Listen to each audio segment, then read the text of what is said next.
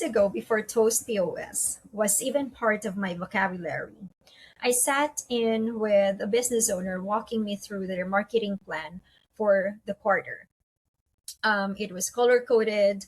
There was a launch date for a new Instagram campaign, a budget for local ads, real effort, real budget, real thought.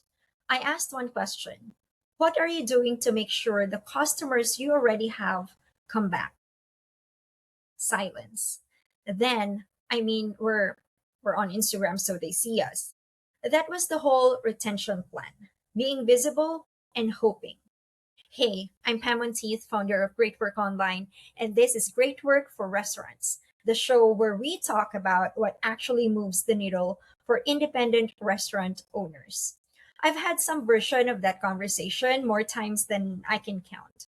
Across 17 years of doing this work in restaurants and in businesses that had nothing to do with food, and the pattern is always the same: a full strategy for finding new guests, and a shrug for keeping the ones already walking through the door.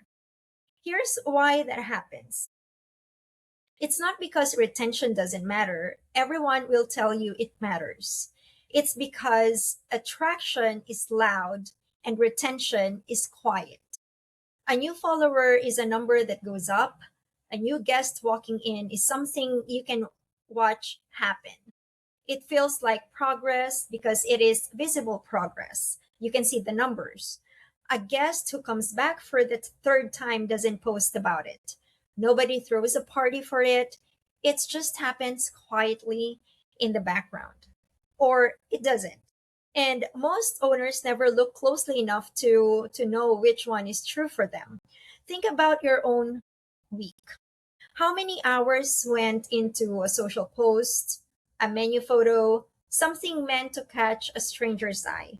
Now, think about how many hours went into an email to someone who visited last month and never came back. For most owners, that second number is zero. So budget and attention drift toward the loud side almost by default, not because anyone decided retention mattered less. Here's what matching this pattern for 17 years has taught me. Attraction and retention are not the same job. They don't play by the same rules. Attraction is expensive by nature. You're competing for a stranger's attention against everyone else trying to get it too. So a strong Google business profile, sharp content on social media, a paid ad that actually converts, all of it works. And all of it costs real time or real money for every single new guest. Retention plays a completely different game. You're not competing for attention anymore. That guest already chose you once. A loyalty program that actually rewards a second visit, actually, an email that lands at the right moment with the right offer, a direct ordering link that keeps their information instead of handing it to a delivery app. None of that requires convincing a stranger you exist. It requires reminding someone who already said yes. Picture two restaurants on the same street, same size, same food. One spends its whole marketing budget trying to get new faces through the door. The other spends a fraction of that reminding that guests who already came once that they're wanted back. 6 months later, the second restaurant isn't just breaking even on marketing. It's making money from a list it already had.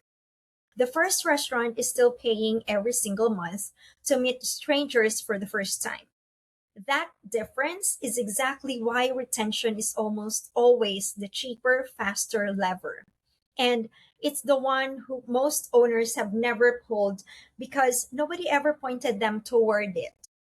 There's a stat from Toast and Resi's own research that still catches people off guard. Up to 50% of a restaurant's order volume can come from just 7% of its guests. 7%, that's not a rounding error, that's the business. And restaurants that layer their retention tools together, gift cards, loyalty, and email working as one system saw 63% more in sales than restaurants that didn't, according to Toast's own data. I want to be clear. This isn't an argument for ignoring new guests. You need both.